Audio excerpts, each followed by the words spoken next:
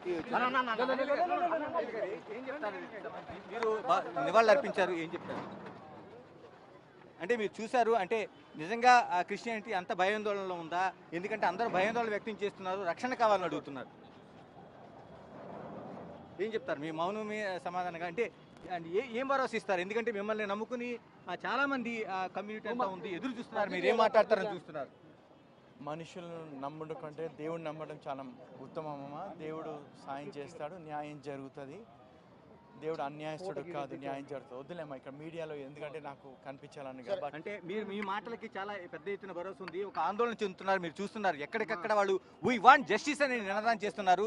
Brother అనిల్గా మీరు కోట్లాది మందిని ప్రభావితం చేసిన వ్యక్తి, మీ మాటకి చాలా విలువ ఉంటుంది, ఏం చెప్తారు మీరు? నా మాట అంటే చూడండి, ఇప్పుడు కుటుంబాల్లో ఇబ్బంది ఉన్నారు, చాలామంది ఇబ్బంది పడుతున్నారు, వాళ్ళ బంధుమిత్రుల్లో న్యాయం జరుగుతుందని నేను నమ్ముతున్నాను. అక్కడ ప్రభుత్వాలు కూడా వాళ్ళతో మాట్లాడాము, వాళ్ళు కూడా సహాయ సహకారం చేస్తున్నారు. They are doing it genuinely, they will do it. సత్యమైతే నిజమైతే బయటికి వస్తుంది, ఇలా జరగకూడదు. దానికి చాలా బాధాకరంగా ఉంది. ఎలాంటి అనుమానాలు ఉన్నాయి? ఎందుకంటే షర్మిల కూడా ఇప్పటికే అనేక అనుమానాలు వ్యక్తం చేస్తున్నారు, సమగ్ర విచారణ జరగాలని డిమాండ్ చేస్తున్నారు. జరుగుతుంది, విచారణ జరుగుతుంది. We did everything. Thank you. Media also need to support for the truth to come out. Thank you for the media. ఇది మనకి బ్రదర్ అనిల్ స్పష్టంగా చెప్తున్నది. అంటే ఎక్కడైనా న్యాయం గెలుస్తుంది, ఆ న్యాయం వచ్చే వరకు ఎదురు చూడాలి.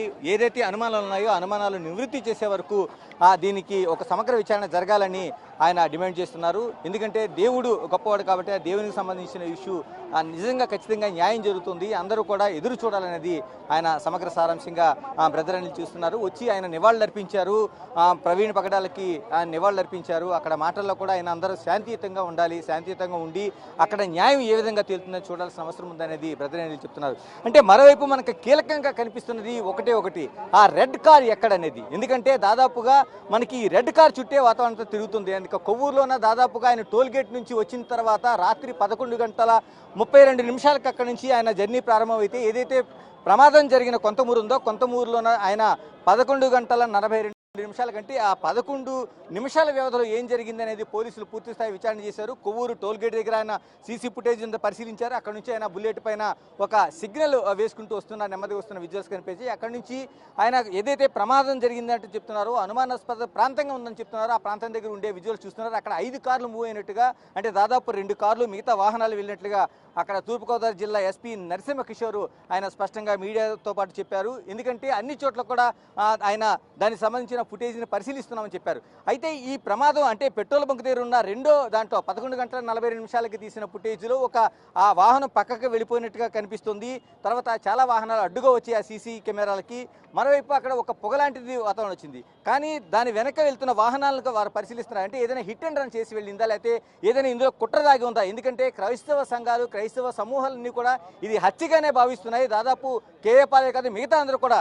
ఎందుకంటే ఒక మత ప్రబోధకుడిగా ఆయన ఒక చర్చి పాస్టరే కాదు, మత ప్రబోధకుడిగా అనేక మందిని ప్రభావితం చేసిన వ్యక్తి. యూట్యూబర్గా కాదు, అనేక యూట్యూబ్ ఛానల్స్లో కాదు, అనేక సంఘాలలో కూడా, అనేక సంస్థల ద్వారా కావచ్చు, మిగతా అనేక ప్రదేశాల్లో అనేక మందిని ప్రభావితం చేశాడు. క్రైస్తవ సంఘాలలోకి ఉండే ఆ ప్రభావితమైన వ్యక్తి కాబట్టి ఆయన మరణాన్ని వాళ్ళందరూ కూడా ఖచ్చితంగా ఇది గతంలో వచ్చిన హెచ్చరికలు కావచ్చు, మిగతా సంస్థలు చేసిన ఆయన పైన వీడియోలు కావచ్చు, ఇవన్నీ చూసిన తర్వాత ఆయనది ఖచ్చితంగా హత్యగానే మేము అనుకుంటున్నామని క్రైస్తవ సంఘాలు అందరూ కూడా ఒకే నినాదం చేస్తున్నాయి. వీ వాంట్ జస్టిస్ అనేది చెప్తున్నాయి. ఇప్పుడు పోలీసులు చేసిన దాంట్లో ప్రత్యేకంగా మనకు కనిపిస్తున్నది ఆ ఎరుపు వాహనం, అంటే రెండు వాహనాలు వెళ్ళాయి అంటున్నారు. అందులో రెడ్ వాహనం అంటే రెడ్ కార్ అనేది వెళ్ళింది అనేది పోలీసులు గమనించారు. ఆ వాహనం 11:42 అక్కడి నుంచి మూవ్ అయినట్లుగా, అంటే ఏదైతే ప్రమాదం జరిగిన వెంటనే వాహనాలు మూవ్ అయ్యాయి 5 వాహనాల్లో ఒకటి రెడ్ కారు. ఈ రెడ్ కారు పైన కొంత అనుమానాలు ఉన్నాయి కాబట్టి దీన్ని కూడా సమగ్ర విచారణలో భాగంగా పోలీసులు దాని ప్రత్యేక బృందాల ద్వారా ఒక విచారణ అయితే చేస్తున్నారు. ఇప్పుడు ఈ రెడ్ కార్ ఎక్కడుంది? పోలీసులు దాదాపుగా ఆ ఏరియాలో ఉన్న, అంటే ఎక్కడైతే కొంతమూరు ప్రాంతం దగ్గర నుంచి కూడా కంటిన్యూగా కూడా వాళ్ళు ఆ విచారణ సాగిస్తున్నారు. ఈ విచారణలో పూర్తిగా ఆయన 45 కిలోమీటర్ల దూరం, అంటే జగ్గంపేట నియోజకవర్గం, రాజమండ్రి పరిధి దాటిన తర్వాత కొంతమూరు దాటిన తర్వాత దాదాపు జగ్గంపేట నియోజకవర్గంలోని కిర్లంపూడి దగ్గర కృష్ణపురం అని ఉంది. ఈ కృష్ణపురం దగ్గర ఉండే టోల్ గేట్ దగ్గర ఈ రెడ్ కార్ని గుర్తించారు. ఈ రెడ్ కార్ విజువల్స్ని గుర్తించిన తర్వాత ఇప్పుడు దీనిపైన విచారణ. ఈ రెడ్ కార్ ఎవరిది, ఎవరున్నారు ఇందులోనా, ఈ రెడ్ కార్లో ఉన్న వాళ్ళకి ఇక్కడ అదేమైనా ఉంది. ఎందుకంటే ఒక బుల్లెట్ని వెనక నుంచి ఢీ కొట్టినట్టు ఆనవాళ్ళు అయితే అంటే అక్కడ ఆ బుల్లెట్ పడిపోయిన తర్వాత ఒక ఆనవాళ్ళు కనిపిస్తున్నాయి. ఆ బంపర్కి సంబంధించిన కొంత డ్యామేజ్ జరిగినట్టుగా ఉంది. అంటే యాక్సిడెంట్ జరిగితే ముందు నుంచి జరగాలి కానీ వెనక నుంచి ఏమిటి అనేది ఒక ప్రశ్నలు తలెత్తున్నాయి. కాబట్టి పోలీసులు ఆ దిశగా కూడా సమగ్రంగా విచారణ చేస్తున్నారు.